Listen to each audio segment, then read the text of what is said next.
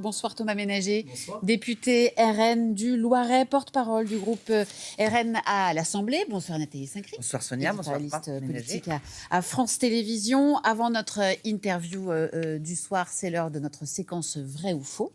Avec ce soir Aubery-Perrault. Bonsoir Aubery. Bonsoir. On va parler ce soir d'un sujet qui est un vrai fléau pour une partie de notre jeunesse, le protoxyde d'azote, ce gaz hilarant dont certains raffolent de plus en plus d'ailleurs et qui est très dangereux pour leur santé. Le gouvernement s'y attaque avec le projet Riposte, on va en parler, qui est étudié depuis hier au Sénat, sauf qu'il existe déjà une loi sur le sujet, insuffisante selon le ministre de l'Intérieur qui répondait ce matin à nos confrères de la radio. Il est interdit, depuis 2021, interdit de consommer du protoxyde d'azote pour les mineurs. Oui, donc, de vendre du protoxyde d'azote à des mineurs, c'est pas tout à fait Les la deux, même chose. il est interdit, j'ai tout à fait la loi sous les yeux, il est interdit de vendre ou d'offrir du protoxyde d'azote. Alors, le ministre nous dit qu'il n'est pas encore interdit pour les mineurs de consommer le protoxyde d'azote que prévoit la loi exactement aujourd'hui. Ce qui est sûr, c'est que les pouvoirs publics ils sont un peu dépassés face à ce phénomène qui prend de l'ampleur ces dernières années. Alors, je suis sûre que vous avez déjà vu ces petites capsules ou carrément ces grosses bonbonnes traînées sur le trottoir. Ce protoxyde d'azote, initialement, il est utilisé dans des milieux hospitaliers comme un anesthésiant ou bien par les cuisiniers pour faire de la chantilly. Et désormais, les jeunes l'utilisent en fait comme un gaz hilarant. Sauf que cette consommation, elle est très dangereuse. Elle peut provoquer des pertes de connaissance, des accidents cardiaques. Elle peut avoir des conséquences durables. Vous voyez, cette jeune femme, là, elle réapprend à marcher. Donc, certains en sont même morts. Alors, en 2021, face à ce problème, une loi a été adoptée, en effet. Elle interdit de vendre ou d'offrir du protoxyde d'azote à un mineur ou tout produit destiné à en faciliter l'extraction, comme ces ballons de baudruche. Il est interdit également d'inciter un mineur à en consommer. Ce gaz hilarant, il ne peut pas être vendu dans des débits de boissons ou de tabac. Et puis, les sites de commerce en ligne doivent préciser que la vente de ces produits est interdite aux mineurs. Donc, c'est vrai que la loi, pour l'instant, elle encadre plus la vente que la consommation, un peu comme l'alcool. La loi, elle interdit de vendre ou d'offrir de l'alcool aux mineurs. Et est-ce que ça marche ? Est-ce que ces mesures ont permis de faire baisser la consommation ? Pas vraiment. La loi de 2021, elle n'a pas vraiment permis d'enrayer ce problème. Santé publique France alerte sur des signalements d'intoxication qui sont en hausse continue. Et une autre étude pointe un autre danger qui inquiète les autorités, c'est les dangers sur la route. 9% des moins de 25 ans sont déjà montés à bord d'une voiture dont le conducteur avait inhalé du protoxyde d'azote. C'est ce qui explique donc, Aubry, ce nouveau projet de loi du gouvernement ? Oui, le gouvernement, désormais, il veut davantage aller sur la consommation. C'est vrai que jusque-là, la loi de 2021, elle permet aux maires et aux préfets de prendre des arrêtés, chacun sur son territoire. Par exemple, le préfet de Gironde l'a fait en décembre. Il a interdit la vente, le transport, la détention et la consommation de protoxyde d'azote dans son département. L'idée du gouvernement, donc, c'est de généraliser ces mesures en créant un cadre plus restrictif, mais pour tout le monde. Le projet de loi Riposte, qui est étudié en ce moment au Sénat, il prévoit donc l'interdiction de l'inhalation en dehors d'un cadre médical. Ce sera désormais un délit puni d'1 an d'emprisonnement et 3 750 € d'amende. Seront également punis le transport de protoxyde d'azote sans motif légitime et puis la conduite d'un véhicule après avoir inhalé du protoxyde d'azote. C'est beaucoup plus restrictif. Ouais. Est-ce qu'on a des raisons de penser que ce durcissement sera plus efficace ? Certains sénateurs voudraient en fait réserver ce protoxyde d'azote carrément aux professionnels uniquement pour que ce soit clair en fait, qu'il n'y ait plus d'ambiguïté. Et puis les associations alertent sur une loi qui est un tout répressif en fait. Je vous propose d'écouter. Répressif aujourd'hui, moi je pense, et on le voit sur la consommation d'autres produits illicites, qu'en fait, ça n'a pas d'impact. La cocaïne, qui est un produit illicite, plus diabolisé et en explosion ces dernières années, on est un peu sur une réponse entre guillemets facile, mais quasiment inefficace. Voilà, facile mais inefficace selon eux, on vient de l'entendre. Alors pour traiter le problème, eux, ils préconisent en fait des sanctions, pourquoi pas, mais surtout beaucoup plus de prévention et de sensibilisation en fait dès l'école, dès qu'on apprend en fait le code de la route, parce que ce sont les plus jeunes qui sont concernés. Merci beaucoup Aubery-Perrault. On rappelle le rendez-vous chaque samedi avec toute l'équipe de l'émission. Le samedi à midi et le dimanche à 20h. Merci beaucoup. Thomas Ménager, donc député RN du Loiret, porte-parole du Rassemblement national à l'Assemblée. Ce projet de loi Riposte qui prévoit donc de durcir les sanctions contre les consommateurs de protoxyde d'azote, mais plus généralement de lutter contre ce qu'on appelle les troubles du quotidien à l'ordre public. Alors il y a les rave-parties, les rodéos urbains. Est-ce que vous allez le voter ? On verra comment vont se dérouler les débats, mais sur la philosophie générale, bien entendu qu'on est favorable à augmenter notre arsenal en matière répressive pour éviter tout ce qui pourrit le quotidien des Français, en bas des immeubles, même en ruralité, avec les rave-parties. Il faudra regarder ce qui réellement va être dans le texte qui n'est pas encore arrivé à l'Assemblée nationale, il va arriver et commence au Sénat. Sur le protoxyde d'azote, je pense que oui, il y a un flou général, du moins il y a un arsenal qui n'est pas suffisant et qu'il faut à minima interdire la consommation, en faire quelque chose de délictuel, c'est-à-dire que les jeunes comprennent que c'est pas anodin, que c'est pas juste on s'amuse dans un petit ballon et que derrière il y a un phénomène de société qui mène à des situations dramatiques sur la route pour la santé.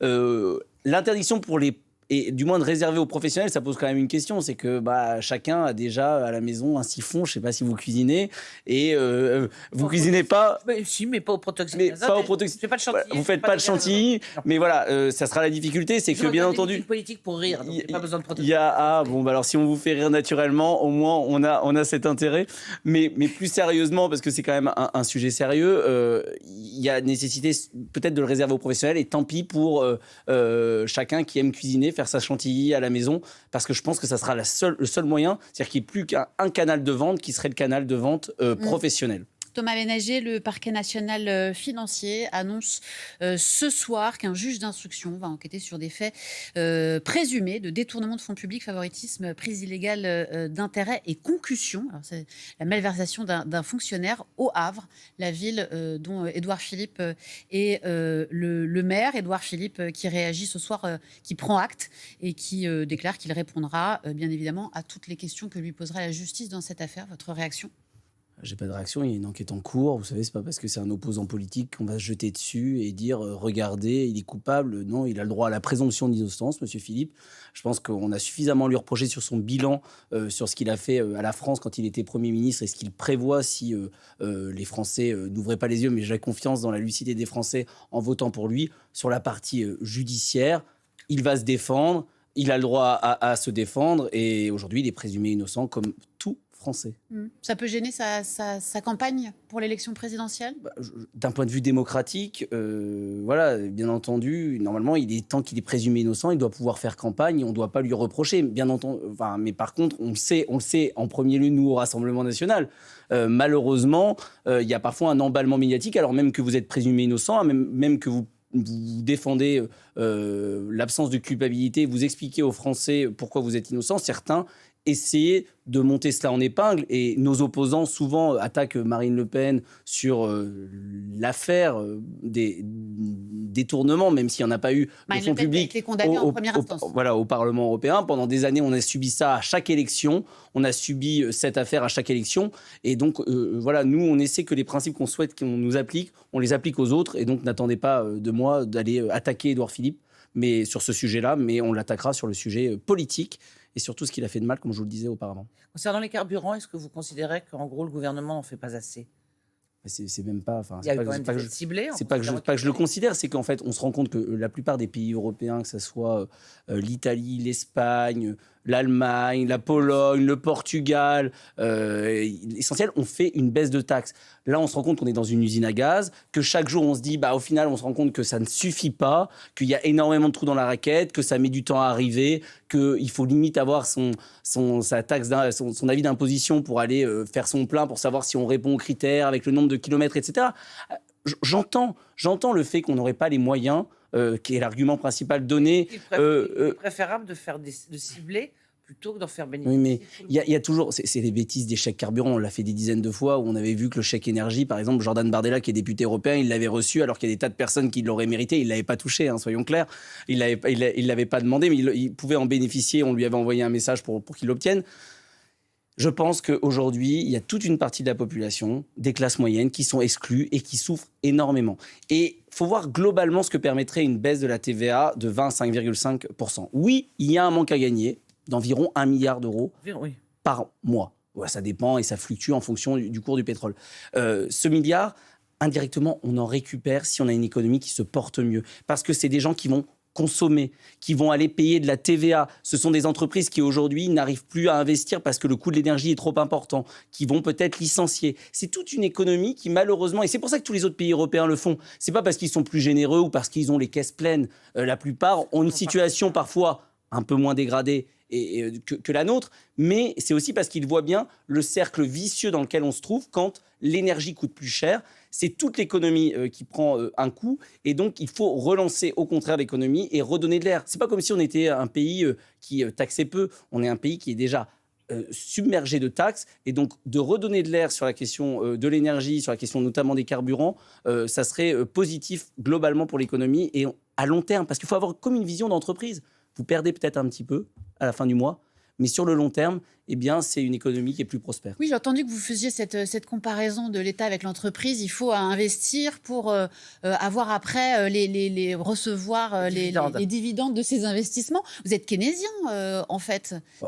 Alors, comme les modèles changent aujourd'hui, je ne sais pas si on peut totalement... De gauche économiquement non, je pense que dans tous les cas, on a une volonté d'être pro-business, de soutenir l'entreprise, parce que vous savez, l'argent public, il tombe pas du ciel. L'argent public, avant d'être public, c'est de l'argent privé. C'est de l'argent qui est créé par les entreprises, qui est créé par, bien entendu, ces chefs d'entreprise avec leurs salariés. Et aujourd'hui, il faut redonner de l'air à notre économie pour pouvoir protéger notre modèle social, parce qu'on n'aura pas notre modèle social qui tiendra, et il tient de moins en moins, on le sait économiquement, parce qu'aujourd'hui, on n'a pas assez d'emplois, pas assez de croissance, et c'est ça ce qu'il faut faire. Alors, comment on rétablit les comptes publics ? Ça sera une grande question de la campagne présidentielle. Je ne sais pas si vous êtes tous sur la même ligne au RN, on peut avoir quelques doutes. En tout cas, je vous propose d'écouter Philippe Juvin, le député LR, que vous connaissez évidemment, puisqu'il est rapporteur du budget à l'Assemblée nationale. Il a un message pour tous les candidats et les futurs candidats.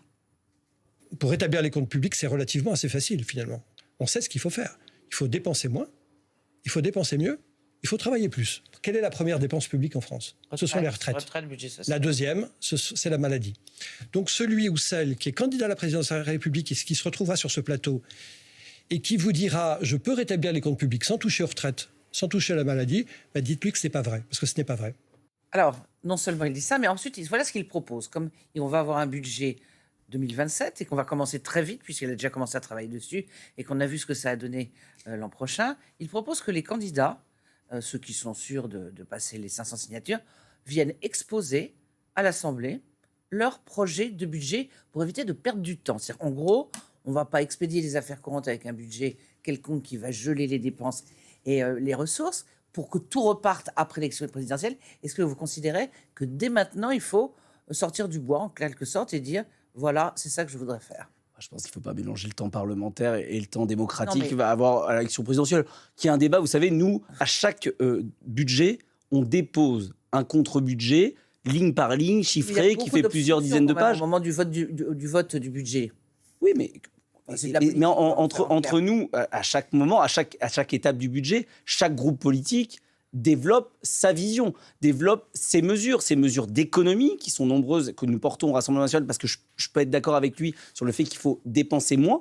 Mais derrière, moi, ce que je remarque, M. Juvin, il a été de tous les gouvernements qui ont augmenté la dette, qui ont même augmenté les impôts quand c'était M. Barnier. Donc, à un moment, il faut essayer de aménager les économies, parce que alors, vous dites, on va supprimer des agences de l'État, vous citez souvent il y a toujours la fraude sociale, la fraude fiscale, les agences d'État. Oui, parce qu'on ne l'a pas fait. C'est quelques millions, mais c'est pas ça, vous le savez bien, qui réglera la situation de la France. Il le dit, Philippe Juvin, si vous voulez réduire le déficit public, il n'y a pas 36 solutions, il faut toucher aux retraites et à la branche maladie.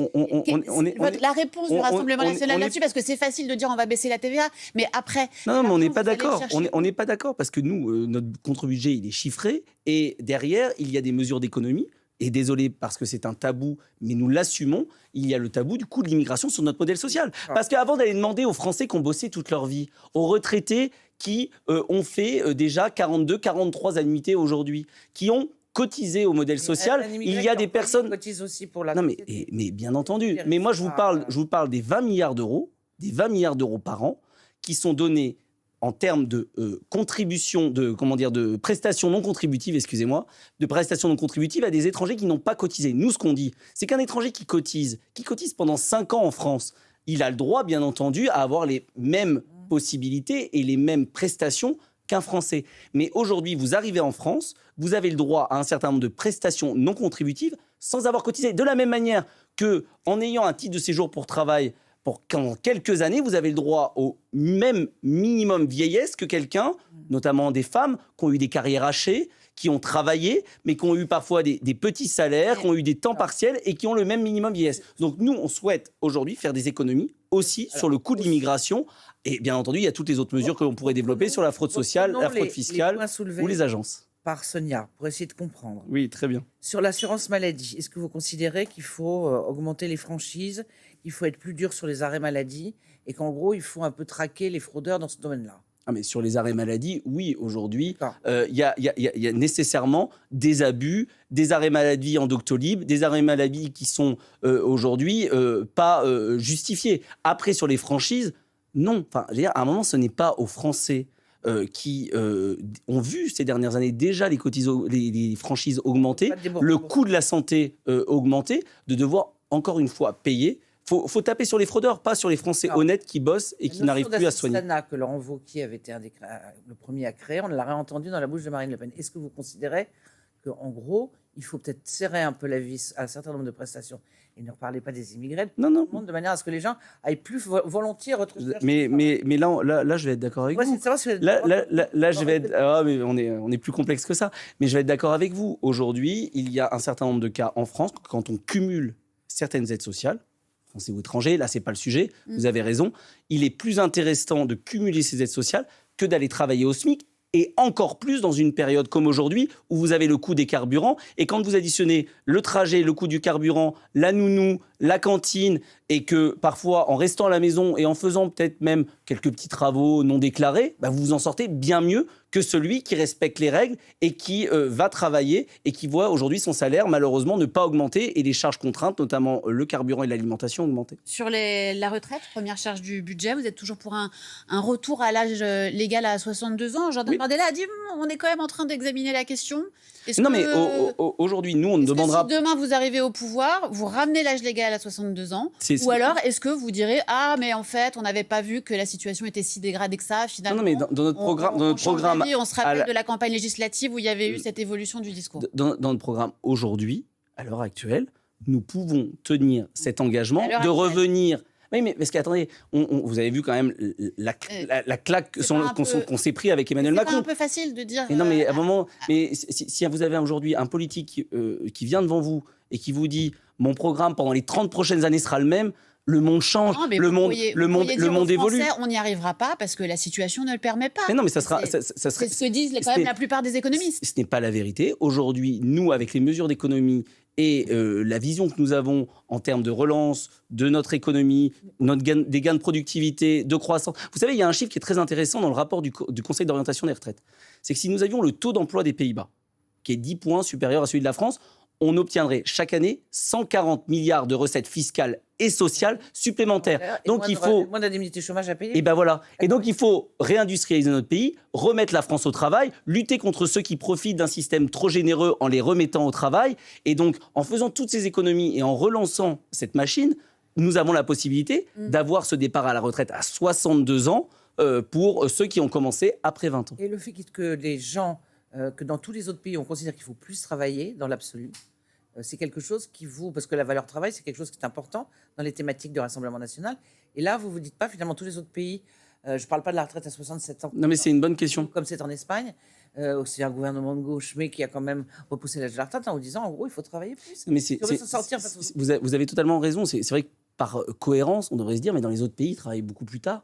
Pourquoi la France serait différente? Mais parce que la France, on cotise bien plus. On cotise 28% de notre salaire, quand la moyenne des pays de l'OCDE, c'est 18% de charges. C'est-à-dire qu'à un moment, vous ne pouvez pas vous faire avoir, c'est-à-dire vous cotisez 10 points de plus, vous cotisez 28% pendant que les autres pays cotisent 18%. Donc c'est normal que dans les autres pays européens... Le delta entre le brut et le net en Allemagne, il est beaucoup plus faible parce qu'ils sont obligés de prendre des complémentaires parce que leur retraite est trop petite. Oui, mais il faut comparer tout. Enfin, globalement, quand on regarde le taux de charge sociale sur un salaire entre la France et les autres pays européens, il est inférieur. On est le pire pays. Donc c'est normal que quand vous Avec payez une toute votre couverture, vie, avec une couverture c'est- qui est une des plus plus généreuse. Exactement. C'est normal. Donc c'est un équilibre. Vous partez plus tôt Donc et vous vous avez un parlez pas meilleur. plus. Mais non, mais vous partez plus tôt et vous avez une meilleure pension parce que vous cotisez toute votre vie. Je pense qu'après il y a un projet que certains pourraient développer, c'est de dire on s'aligne sur les autres pays de l'OCDE à 18%.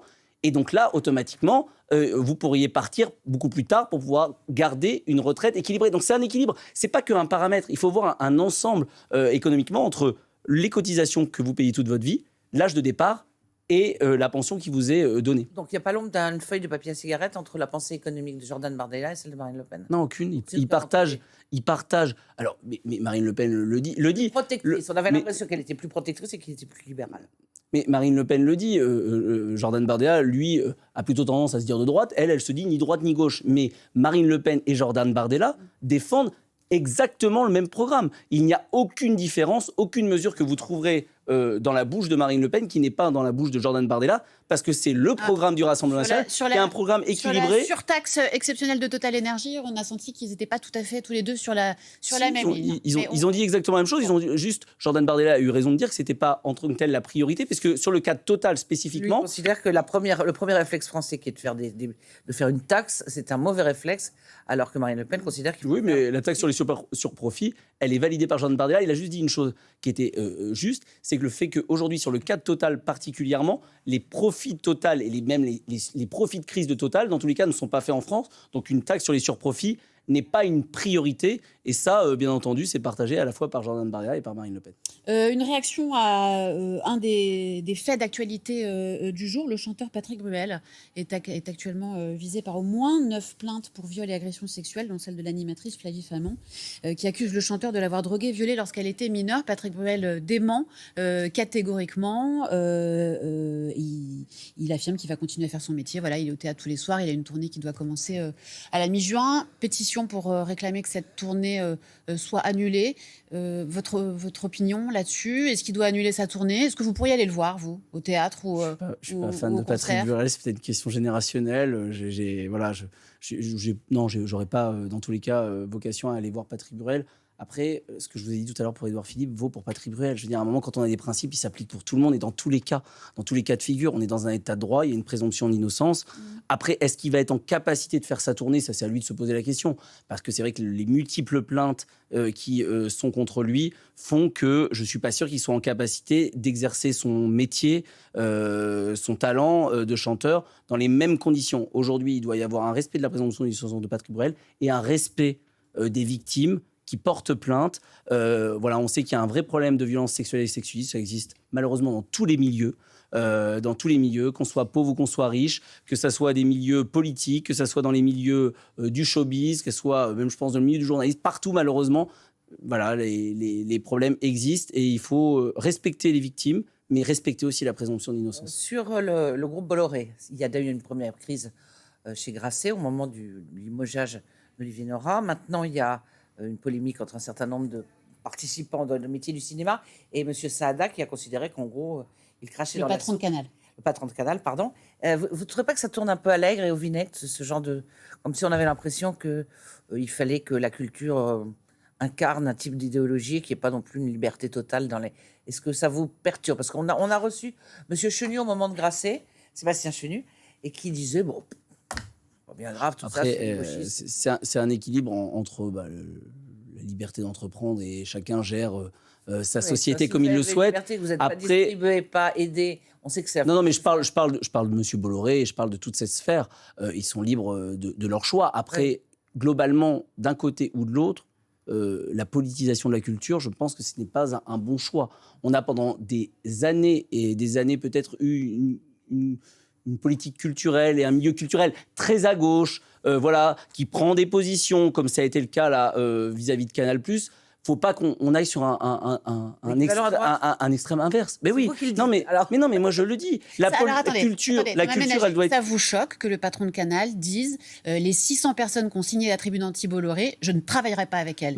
Ça vous choque? Non, les deux me choquent. C'est-à-dire que des gens qui sont nourris grâce à Canal, qui fait le choix d'investir dans des séries, dans des films français, crachent dans la soupe, alors qu'ils sont bien contents d'être nourris, notamment par Canal, ça me choque. Après, moi, ce que j'aimerais, c'est que les deux s'entendent pour que la culture n'en pâtisse pas. Voilà, c'est important. Sans l'argent de Canal, ils vont pas y arriver. Et eux, il faut qu'ils comprennent aussi que Canal n'est pas le diable et M. Bolloré ne sont pas le diable qu'ils prétendent, puisque c'est grâce à eux qu'ils arrivent à vivre. Mais globalement, philosophiquement, je pense qu'il faut dépolitiser, que ça soit le sport, que ça soit la culture. C'est des moments et des sas de respiration pour les Français. C'est des moments où on n'est ni de droite ni de gauche. Allusion à Kylian Mbappé. Mais il est fait de se taire pour vous. Je pense que c'est un citoyen comme un autre, donc il a le droit de s'exprimer. On est en France. On a le droit de donner son avis. On a le droit de donner son pays. Même quand on est sportif, même quand on travaille dans la culture. Non, mais on a le droit. Il y a la liberté d'expression. Liberté d'expression totale. Moi, je leur reproche pas. Je dis juste qu'il faut chaque fois se poser la question, quand on prend la parole et qu'on a une parole qui porte, si dans l'intérêt même de ce que l'on défend, le sport, c'est-à-dire des valeurs universelles, de rassembler, surtout quand on est à la tête de l'équipe de France, sur le cas de Kylian Mbappé, il n'est pas plus sympa de se dire je vais rassembler tous les Français et on sera loin des combats politiques et on sera plutôt là pour se rassembler autour du drapeau, autour des valeurs du sport, du respect, de l'universalisme. Voilà. Et donc ça, moi, je trouve ça regrettable, mais bien entendu, on est en France, liberté d'expression oblige, il est libre de le dire. Et vous le soutiendrez, évidemment. Et je le soutiendrai, je soutiendrai toute l'équipe de France, comme tous les Français, je l'espère, pour ramener la coupe. Et comme nous, évidemment. Bien sûr. Merci beaucoup, Merci Thomas à vous. Ménager, merci Nathalie. À demain, 18h, dans Tout est politique. Très bonne soirée sur France Info. La météo et les informés.